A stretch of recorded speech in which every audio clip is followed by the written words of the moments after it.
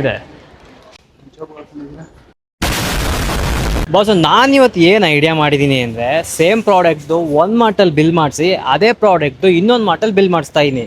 ಅದು ಬಿಲ್ ಆಗುತ್ತಾ ಇಲ್ವಾ ನೋಡೋಣ. ಪ್ಲಾನ್ ಅಂತೂ ತುಂಬಾ ಸಿಂಪಲ್ ಬಾಸು. ಏನಂದ್ರೆ ಒಂದು ಪ್ರಾಡಕ್ಟ್ ತಗೋಬೇಕು, ಆ ಪ್ರಾಡಕ್ಟ್ ಎರಡು ಮಾರ್ಟಲ್ಲೂ ಸೇಮ್ ಸಿಗುತ್ತಾ ಅನ್ನೋದನ್ನ ನೋಡ್ಬೇಕು. ಯಾವ ಪ್ರಾಡಕ್ಟ್ ನ ತಗೋಬೇಕಂತ ಹುಡುಕ್ತಿದ್ದ ನಾನು, ನನ್ನ ಕಣ್ಣಿಗೆ ಬಿದ್ದಿದ್ದು ಬೈ ಒನ್ ಗೆಟ್ ಒನ್. ಅದನ್ನ ತಗೋಬೇಕು ಅಂದ್ಕೊಂಡೆ, ಬಟ್ ಇನ್ನೊಂದು ಮಾರ್ಟಲ್ಲಿ ಸೇಮ್ ಪ್ರಾಡಕ್ಟ್ ಸಿಗ್ಬೇಕಲ್ಲ, ಸೊ ಈ ಪ್ಲಾನ್ ಕ್ಯಾನ್ಸಲ್ ಆಯಿತು.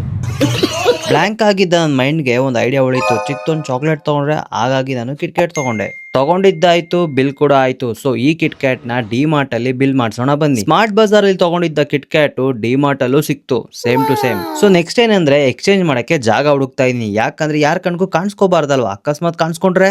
ಬಟ್ ಎಕ್ಸ್ಚೇಂಜ್ ಮಾಡೋ ಟೈಮಲ್ಲಿ ಸಿಗಾಕೊಂಡ್ಬಿಟ್ಟೆ ಬಾಸು. ಇದೆ